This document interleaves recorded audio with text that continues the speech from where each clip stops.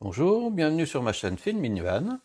Donc aujourd'hui, je démarre une série de vidéos sur un nouveau thème qui est la cartographie et la navigation terrestre, notamment avec une carte, une boussole. Voilà. Depuis que j'ai changé de région, je passe beaucoup de temps dans la forêt. C'est un nouveau loisir que j'ai, de faire voilà, de me balader avec une carte IGN, une boussole, de faire des repérages, déplacer comme ça, le plus précisément possible. Mais bon, on verra tout ça par la suite.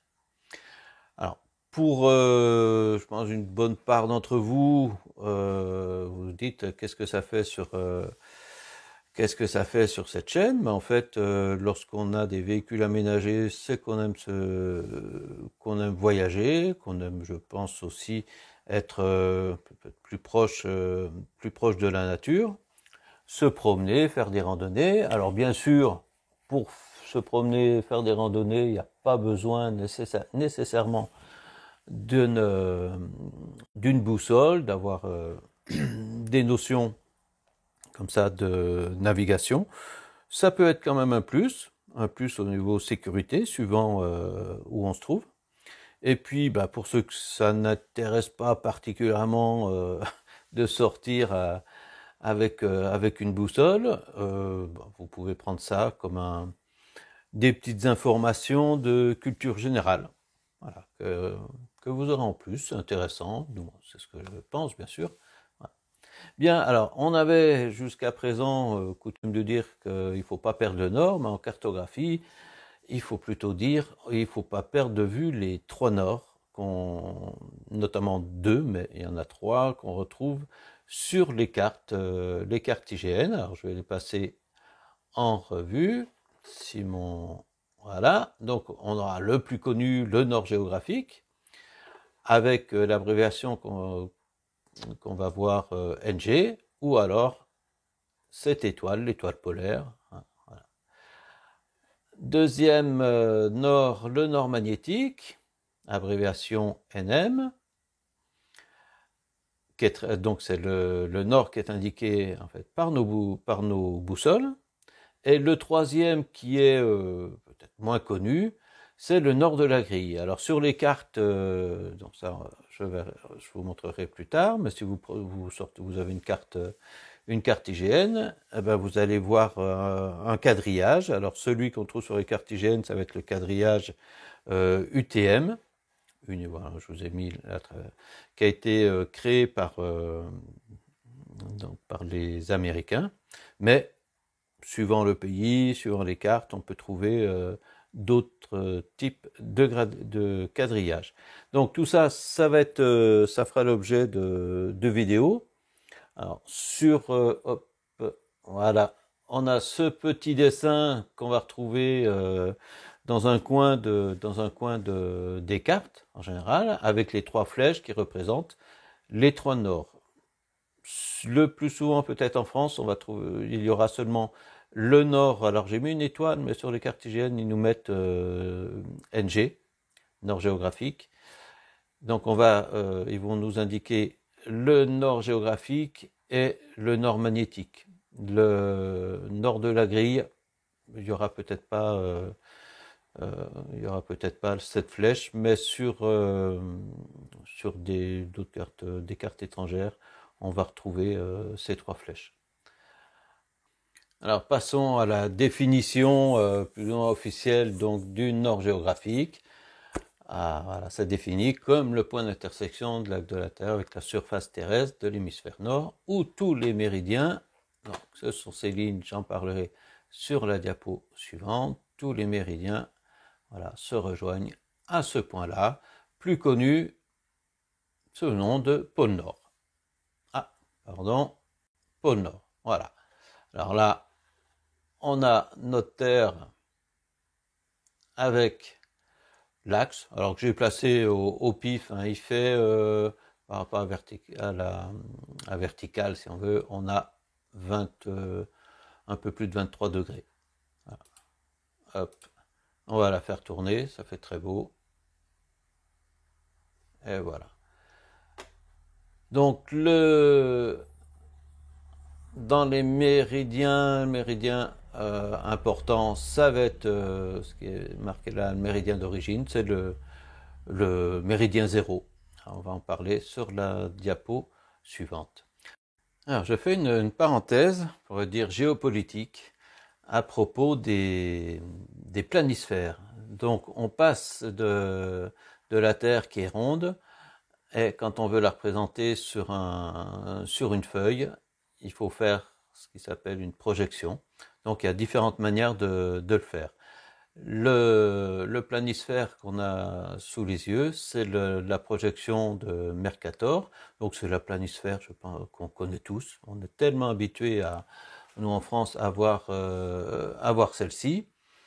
Et puis, quand on regarde une carte, on se fait aussi une image, sans s'en rendre compte. On a une image du monde, une image des autres pays, des habitants des autres pays, une image de la place que l'on a dans ce monde. Et c'est une planisphère peut nous tromper.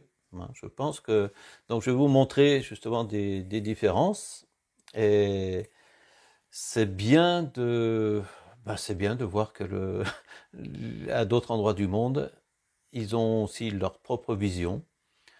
Ça permet, surtout quand on voit les bouleversements qu'il y a en ce moment, avec tous ces pays qui prennent, voilà, qui font leur vie sans nous, sans l'Occident.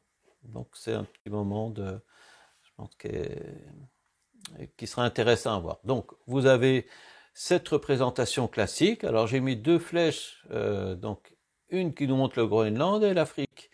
On voit que sur cette carte, cette projection, le Groenland est aussi grand que l'Afrique. Alors qu'en réalité, hop, voilà, alors qu'en réalité, le Groenland est 14 ou 15 fois plus petit que l'Afrique. Donc cette projection, qui a pour nom la projection de Peters, elle respecte les proportions de surface des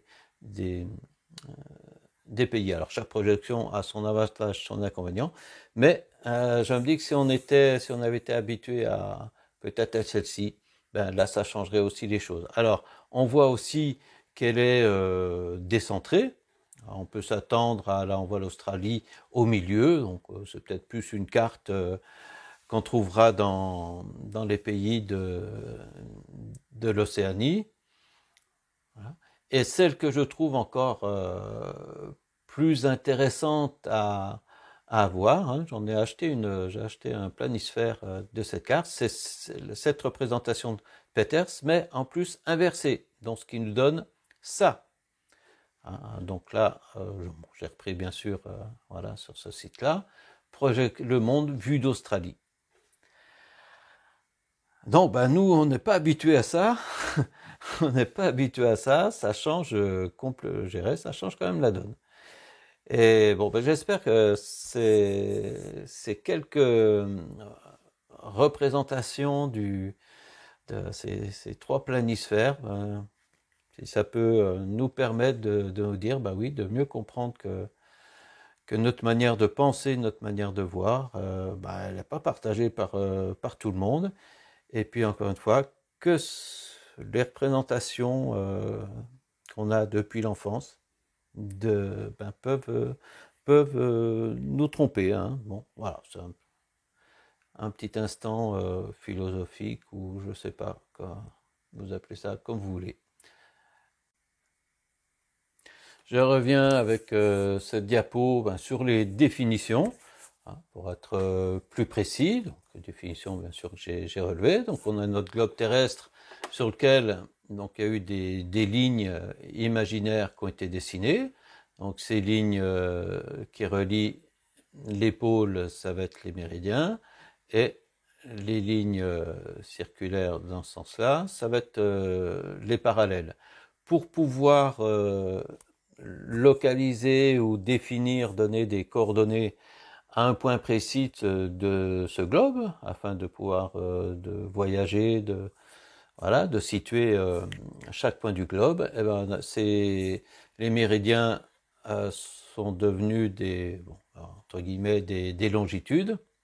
Hein, donc on s'est dit, puisque là une circonférence est de 360 degrés, on part du méridien de Greenwich qui est le point zéro, et puis ensuite, hop, chaque méridien va devenir voilà, un angle, et on va pouvoir parler du 20e du méridien 20 degrés, 40 degrés, voilà. Et par contre, pour les parallèles, cette fois, donc, on a le point zéro qui est l'équateur, et on va avoir 90 parallèles nord et 90 sud. Voilà.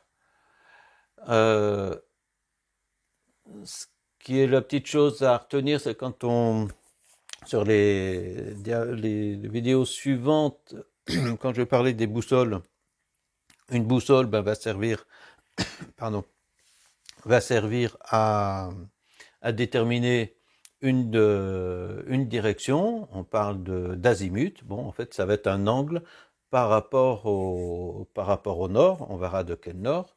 Voilà. Et on parle donc d'un angle déterminé sur un plan horizontal, un peu comme la longitude. Voilà. Mais ça n'a rien à voir, mais c'était donc quand on m'a parlé de ici la longitude, en fait, c'est l'angle qui est déterminé sur le plan horizontal de l'équateur. Quand on travaille donc avec une boussole, sur une carte, tout ça, on va parler aussi d'un angle sur un plan, bien sûr, horizontal. On ne va pas s'occuper d'une hauteur. Donc, je passe à la diapo suivante. Les représentations du nord sur une carte. Donc ça, j'ai fait une photo de ma cartésienne du coin. Donc on voit le nord géographique, donc qui est aussi les méridiens, puisqu'on les retrouve, ils sont indiqués sur les cartes. On va avoir les longitudes, latitudes. Et le nord magnétique, qui fait un angle là sur la date de la carte, c'était qui fait un angle de 2 degrés vers l'est. Actuellement, il est à 3 degrés. Voilà. Hop, je suis allé trop loin. Là, c'est une partie de carte au Canada. Donc, on retrouve sur cette carte, en fait, les 3 nords. L'étoile pour le nord géographique, le GN, le nord de la grille, donc c'est ce quadrillage qu'on a ici. On voit que le GN sera toujours, le nord de la grille sera toujours très proche du nord géographique. Hein. Et la troisième flèche, c'est le nord magnétique. Alors contrairement à mon endroit où j'ai seulement 3 degrés actuellement, ici, dans ce coin du Canada, on a un angle, une différence de presque 16 degrés. Mais donc ça, on va y revenir dans la vidéo suivante. Là, c'est 3 représentations, 3 représentations types, pour montrer que ce soit pour le nord de la grille ou le nord magnétique, il peut se trouver à gauche, on va plutôt dire à l'ouest du nord géographique, ou au contraire à l'est, ou un de chaque côté, comme on l'a vu ici. Oui. Et puis que la valeur, on a eu 2 exemples, la valeur va varier, mais tout. Aujourd'hui, c'était vraiment, je reviens, c'était vraiment un survol. On a commencé par le plus facile, le nord géographique, le pôle nord. Voilà. Donc j'ai abordé des petites choses, mais on y reviendra par la suite. Le prochain épisode, c'est le nord magnétique, et je vous laisse avec un petit rébus. Voilà, je vous donnerai la solution si vous ne l'avez pas trouvé la prochaine fois. Eh bien, je vous souhaite, je vous dis à la prochaine fois. Merci.